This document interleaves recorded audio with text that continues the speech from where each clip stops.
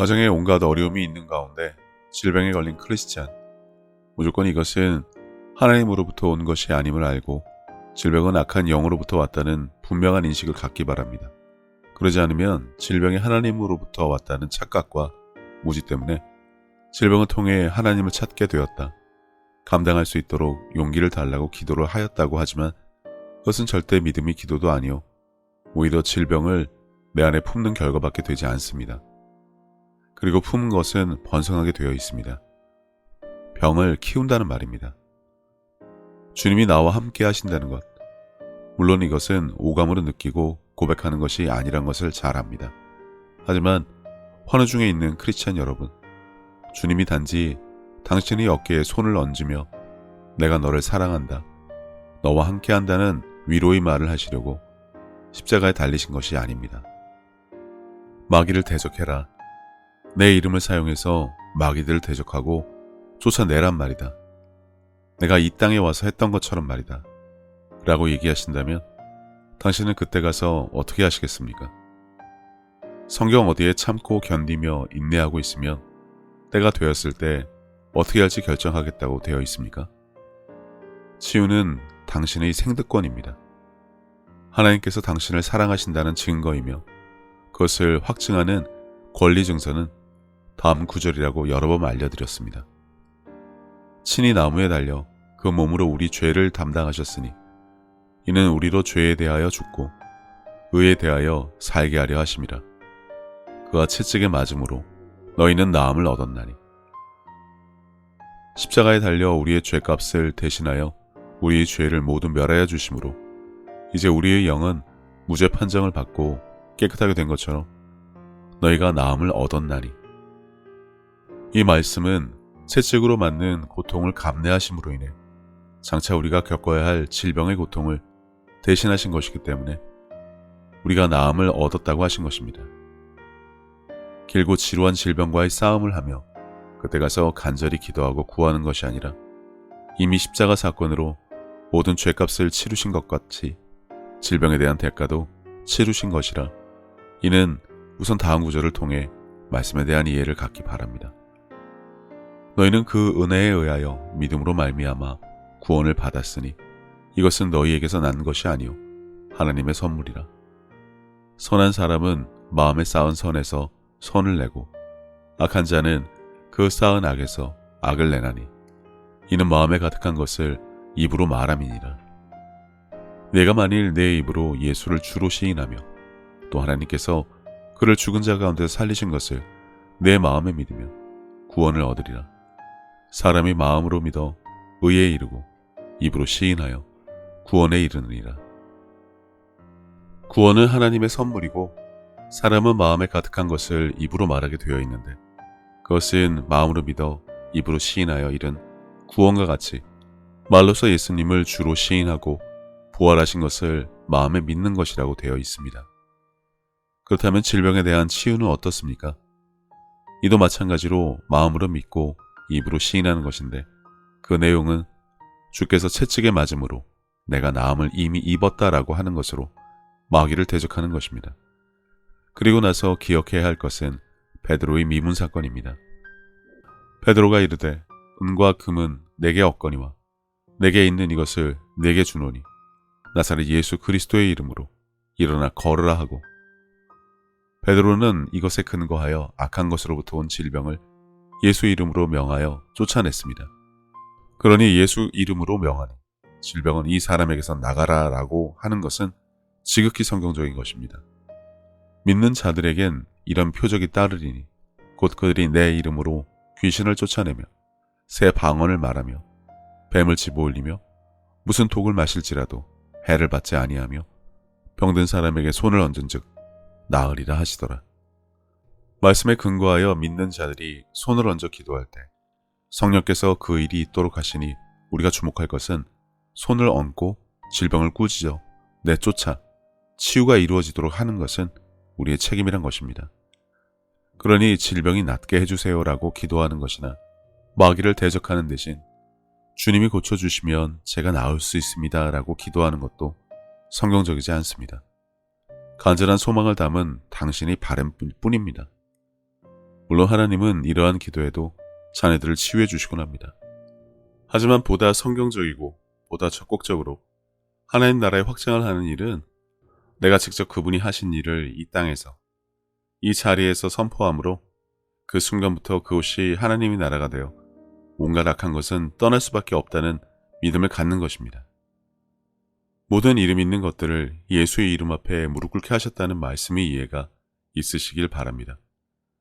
예수께서 그 하는 말을 곁에서 들으시고 회당장에게 이르시되 두려워하지 말고 믿기만 하라 하시고, 손을 얹고 명하는 것에 경험이 없어 어색하고 안 되면 어쩌나 싶은 의심과 두려움이 드는 것은 당연합니다. 그것은 여전히 내가 무엇을 한다는 착각 때문에 드는 실패와 책임에 대한 두려움이지, 행하는 분은 성령님이고 내가 하는 것은 그분이 이루실 것을 믿고 손을 얹는 것, 마귀를 대적하여 질병이 떠나갈 것을 명하는 것을 안다면 결코 주저하거나 두려워할 이유가 없습니다. 모든 책임이 그분에게 전가되는 것입니다. 온전하게 맡기는 것입니다. 그 온전하게 맡기는 믿음이 드디어 힘과 능력을 발휘하게 되는 것입니다. 그리고 기도하고 구하는 것은 얻은 줄로 믿으라고 하셨기 때문에 이 말씀에 근거하여 손을 얹고 명한 뒤에 이 일이 이루어질 것만 굳게 믿으며 감사하면 되지, 당장 되었나 안 되었나 확인부터 하거나 설사 당장 되지 않아도 그분이 하신다는 것을 믿는 것이 중요한 것입니다. 예수님도 2번에 걸쳐 소경의 눈을 뜨게 한 일을 성경에서 보셨으면 예수님의 잘못이나 그분의 능력이 부족해서 그랬을까요? 세상이 무너지는 일이 있어도 이건 절대 있을 수 없는 일입니다. 그 환자가 그 당시 어떠한 문제가 있었는지, 왜 의심을 하고 있었는지 알 수 없지만 무엇이 하나님의 영광을 위한 것이며 그분이 하신 것을 내가 확증하는 것이겠습니까? 여전히 질병의 어려운 가운데서 근거 없이 소망을 기도하며 고통의 시간을 감내하시겠습니까? 아니면 성경에 근거하여 치유를 명하고 그 순간 그것을 이미 얻은 줄로 믿고 감사할 것인지 여러분이 결정할 수 있습니다. 대부분의 목회자든 사모든 성도이든 상관없이 질병이 생기면, 그것도 암 3, 4기 진단을 받으면 10중 8구는 놀라 쓰러지거나 울고 불며 왜 나여야 하냐며 하나님을 원망합니다. 여러분, 이 순간부터 당신은 악한 것에게 패배하고 지고 들어가는 것입니다. 놀라고 두려워하면 악한 것이 사람 안에 들어온다는 말을 들어보셨습니까? 여러분은 합법적으로 병에다가 악한 것까지 여러분이 안에 품게 된 것입니다. 혹시나 이런 지식에 무지하다 하더라도, 다니던 교회에서 가르치지 않아 거부감이 들더라도, 설사 내가 스님이라 하더라도 내 자녀의 치유를 위해서라면 개종도 불사할 수 있는 한국인 여러분, 부디 예수님과 베드로가 성경에 어떻게 사람들을 치유했었는지를 아시고 예수의 이름을 사용해서 마귀를 대적하시기 바랍니다. 더 이상 이런 것이 뻔히 성경에 있음에도 불구하고 자녀나 사랑하는 사람을 잃고 고통 가운데 이 질병을 통해 자녀를 데려가신 것을 통해 하나님을 알게 되고 받아들일 용기를 가지게 되었다는 간증은 더 이상 이 땅에 남아있지 않기만을 바랍니다. 누가 그분의 사랑을, 능력을, 권능을, 그리고 주권을 의심하고 막을 수 있습니까? 불가능합니다만 오직 당신이 그것을 틀어막을 수 있습니다. 단지 염려와 걱정, 의심이라는 불신으로 말입니다. 제가 여러분과 다른 성경을 갖거나 매일 예수님을 남몰래 따로 만나 특별한 계시를 받는 것이 아닙니다. 그런데 왜 다른 분들과 같은 성경을 보고 같은 하나님을 섬기고 같은 예수님을 구주로 모시고 사는데 왜 다른 생각과 행동을 할까요?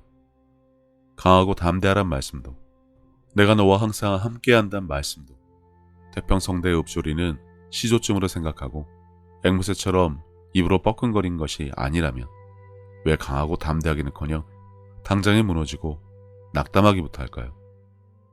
그 오랜 세월 배우고 익힌 말씀은 고작 그 정도밖에 안 된다는 것을 입증이라도 할 것이 아니라면 당장 일어나 당신의 말부터 바꾸시기 바랍니다. 아니, 바꾸세요. 복음은 그렇게 허술하고 형편없는 것이 아닙니다. 과거 김용희 선교사님의 어떤 설교에서 사람 하나 바꿔놓지 못하는 빌어먹을 복음으로 만든 자라며 호통을 친 영상을 기억합니다. 당신이 그 주인공이 되기 원하십니까? 하나님이, 예수님이 하신 일이 고작 당신의 용기였고 두렵고 주저하며 하나님을 탓하고 불신하는 모습을 보기 위해 그 일을 하신 것이 아닙니다. 그깟 질병 앞에 울고불고 하나님을 원망하며 살려달라고 도와달라며 기도하라고 도대체 성경 어디에 되어 있습니까? 에베소서 4장 27절에 마귀에게 틈을 주지 말라고 하셨습니다. 그 피해가 어떠한 것인지는 성경을 통해 알 수 있듯이 하나님의 전신갑주를 입고 마귀를 대적하라고 되어 있습니다.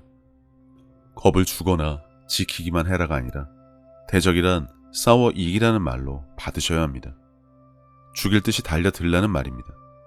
당신 안에 살아계신 성령님, 당신이 구주로 삼은 예수님을 보고 악한 것들이 달아나지 않을 수 없는 것을 이미 성경을 통해 읽고 들어서 잘 아시지 않습니까?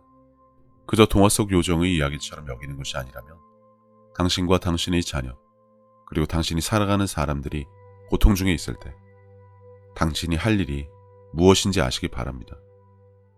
저의 과거의 일을 나누고자 합니다. 미용실에서 머리를 하려고 신문을 보며 기다리는데 먼저 하던 어린이집 다녀 보이는 여자아이가 원장님이 해주신 사탕이 목에 걸렸는지 캑캑거리며 숨을 쉬지 못하는 것 같았습니다. 곁에서 비명을 지르는 그 아이 엄마의 소리를 듣고 CPR과 하임리히법을 할 줄 알기에 다가가는데 원장님이 먼저 하임리히법을 이용해서 사탕을 빼주었습니다. 그때까지 정말 미친 듯 돌고래처럼 아이의 엄마는 곁에서 비명만 지르고 있었습니다. 만약 집에서 이런 일이 있었다면 아이는 죽었습니다. 그러면 그 뒷감당을 어떻게 할 수 있습니까? 아이가 죽은 것은 하나님의 뜻이고 너무 사랑하셔서 먼저 데리고 갔다는 주의 위로에 수긍하며 그렇게 아이를 보내시겠습니까? 절대 그래서는 안 됩니다. 그 엄마에겐 아이를 살릴 책임이 있습니다. 강하고 담대해야 할 의무가 있습니다. 단지 두렵고 무섭고 경험이 없어서 그럴 수밖에 없었다는 핑계를 엄마의 책임과 의무는 물론 아이의 생명과도 바꾸시겠습니까? 이러한 응급처치 방법을 배울 곳은 많습니다. 저도 대한적십자사에서 하는 16시간 교육에 참가해서 실습으로 수많은 방법을 배웠습니다. 제 자녀들과 시간이 날 때마다 밖으로 나가 놀아주곤 했는데 그때 혹시나 위급한 상황이 닥치면 제가 도와야 하기 때문에 미리 배운 것입니다. 덕분에 주변의 응급상황에 처한 분들을 여러 번 도와줄 수 있었습니다. 질병의 경우라면 어떻습니까? 놀라서 주저앉아 두려워하며 악한 것이 더 날뛰도록 받아들이고 내버려둔 채 하나님께 매달려 살려달라, 도와달라, 낫게 해달라, 왜 이런 일을 허락하셨냐며 한탄으로 길고 긴 인고의 세월을 보내셔야겠습니까? 여러분은 다윗의 고백을 기억하셔야 합니다. 너는 칼과 창과 단창으로 내게 나아오거니와 나는 만군의 여호와의 이름 곧 내가 모욕하는 이스라엘 군대 하나님의 이름으로 내게 나아가노라. 하나님의 이름을 모욕하는 자, 그것만으로도 내가 오늘 당장에 내 목을 베어 죽이겠다는 다짐, 하나님 자녀의 몸을 질병으로 고통스럽게 함으로 하나님을 모욕하는 악한 것, 마귀와 그 졸개 귀신들에게 당신은 무엇이라 호통을 칠 수 있습니까? 하나님 도와주세요, 살려주세요라고 기도하며 골리앗 앞의 군사들처럼 두려움에 떨며 숨고 이런 기도나 하시겠습니까? 아니면 예수 이름으로 명하니 질병은 나가라라고 호통을 치시겠습니까? 하나님께서는 의학 지식이 전무한 당신을 수술실 집도의로 집어넣고 책임지라고 하시는 분이 아닙니다. 세 가지만 기억하세요. 예수의 이름을 사용해서 병든 자에게 손을 얹고 기도하라고 말입니다. 그 기도는 마땅하고 당연히 질병을 쫓아낼 수 있는 믿음의 기도여야 하지, 단지 이 사람을 불쌍히 여겨로 시작해서 도와주세요, 살려주세요, 낫게 해주세요라고 애원하는 기도를 말하는 것이 아닙니다. 마귀를 대적하라. 베드로가 한 것처럼 행하면 성령님께서 그 일이 일어나게 해주십니다. 유튜브에 수많은 치유 사역자분들이 치유 현장을 직접 찾아보세요. 기적의 현장에 직접 가서 눈으로 성령님께서 하시는 일을 직접 보세요. 제 경험을 말씀드리면 중풍으로 몸을 쓰지 못해 휠체어로만 거동하는 분에게 제가 할아버지 일어나 보시겠어요? 란 말을 하자 백내장까지 있던 분의 눈이 순간 청년의 것처럼 맑아지면서 그러겠다고 대답하시자마자 제가 베드로가 했던 것처럼 팔을 잡고 일으켜 세웠습니다. 제가 부축은 해드렸지만 그분은 저와 함께 감사합니다 고백하며 걸어서 딸이 운전하는 차까지 걸어 나가셨습니다. 치유 1편에 보시면 뇌에 문제가 있던 제 딸이 어떻게 치유받았는지 아실 수 있습니다. 베드로가 이것을 보고 백성에게 말하되 이스라엘 사람들아 이 일을 왜 놀랍게 여기느냐. 우리 개인이 권능과 경건으로 이 사람을 걷게 한 것처럼 왜 우리를 지목하느냐. 제 믿음과 담대함이 하나님의 특별한 은혜와 택함 받음 그리고 기름 부음이 있어서 그럴 수 있던 것이 아닙니다. 굳이 비유를 하자면 저는 도구입니다. 드라이버나 망치, 주방의 국자와 같은 역할만 한 것입니다. 오직 그분이 하신 일이고 행하는 모든 것으로 하나님께 영광받는 것이지 단지 제가 할 수 있는 일은 믿음으로 손을 얹어 기도하고 명하고 감사한 것이 전부입니다. 내가 진실로 너희에게 이르노니 나를 믿는 자는 내가 하는 일을 그도 할 것이요 또한 그보다 큰 일도 하리니 이는 내가 아버지께로 감이라. 너희가 내 이름으로 무엇을 구하든지 내가 행하리니 이는 아버지로 하여금 아들로 말미암아 영광을 받으시게 하려 함이라. 이제 여러분이 예수님이 하신 일은 물론 그보다 더 큰 일도 해서 하나님께서 영광받게 하시는 그 주인공이 되시기 바랍니다. 이 땅에서 예수님이 하신 일은 물론이고 그보다 더한 일도 하실 수 있는 여러분이 되어 하나님께 영광 돌리며 마귀를 대적해서 하나님 나라의 확장을 주도하는 믿음의 사람으로 강하고 담대하게 다스리게 되기를 바랍니다. 예수님께서는 내 마음을 다하고 목숨을 다하고 뜻을 다하고 힘을 다하여 주 너의 하나님을 사랑하라 하신 것이요. 둘째는 이것이니 내 이웃을 내 자신과 같이 사랑하나 보다 더 큰 계명은 없다고 하셨습니다. 생각해보면 믿는 사람들은 이미 하나님께 받은 것이 너무나 많은 것을 아는 자들입니다. 예수님을 통해 죄사함과 구원을 받은 것부터 시작해서 살아 숨을 쉴 수 있는 공기와 바람, 맑고 푸른 하늘과 마실 물, 그리고 땅과 그 위와 아래의 많은 것들, 이미 오래전부터 내 주변에 있어 왔으니 당연한 것으로 여기며 우리는 여전히 값없이 공짜로 받아 그것들이 감사함을 잊고 살기는 했지만 그런 것 말고도 하나님으로부터 받은 사랑과 평안에 대해 생각하자면 끝이 없습니다. 하지만 사람은 하나님으로부터 받은 그 많은 은혜를 갚을 방법이 없습니다. 그래서 하나님께서는 내 이웃을 내 몸같이 사랑하는 것으로 그것을 대신 갚으라고 하신 것인지도 모릅니다. 그리고 지극히 작은 자에게 한 것이 곧 하나님께 한 것이라고 하셨으니 그분의 은혜를 알고 그분을 닮아가는 삶을 살아가야 한다면 지금 내가 살아가는 삶의 방향이 하나님과 나의 이웃을 사랑하는 올바른 길 위에 있는 것인지 한 번쯤 점검해 봐야 하지 않나 싶습니다. 이와 같이 하나님의 뜻, 그분이 기뻐하실 일이 무엇인지 알고 내게 주어진 소명을 다하기 위해 끊임없이 힘쓰고 노력하는 것도 크리스찬들이 마땅히 해야 할 일이 아닐까라는 생각을 해봅니다. 이제는 세상 유행에 따라 요동치던 내 마음을 모두 내려놓고 혼자서 하나님의 뜻을 헤아리는 시간을 가져보시기를 권해봅니다. 하나님은 세상 모든 사람들을 사랑하십니다. 그렇기 때문에 당신이 사랑받기에 마땅한 사람인 것처럼 당신의 가족도 이웃도 그분에게는 마찬가지로 소중한 자녀들입니다. 당신이 어려운 상황을 겪었을 때 하나님께서 당신의 삶에 관여하실 수 있도록 마음의 문을 열고 그분을 신뢰하며 동행하는 삶을 살아왔듯이 이제 당신도 다른 사람들에게 먼저 다가가서 손을 내미는 귀한 삶이 되어주시기를 바랍니다. 예수님께서 주신 새 계명, 서로 사랑하라. 저도 늘 제 자리에서 최선을 다하여 섬기고 사랑하며 살도록 하겠습니다. 감사합니다.